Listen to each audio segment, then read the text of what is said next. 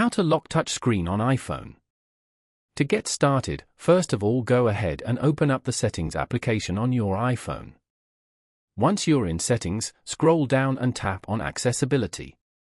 In the Accessibility menu, scroll down to the General section and select Guided Access. On this page, turn on the Guided Access switch.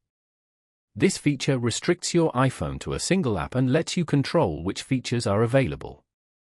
Now, navigate to and open the app where you want to lock the screen, for example, YouTube. Triple-click the side button to start a guided access session. You can circle any areas of the screen to disable touch input there. Tap Start to begin. Set a passcode for guided access and verify it. The session will now be active. As you can see, the touch input is now locked within the app. To exit, triple-click the side button, enter your passcode, and tap End. Following these steps, you can easily lock the touch screen on an iPhone.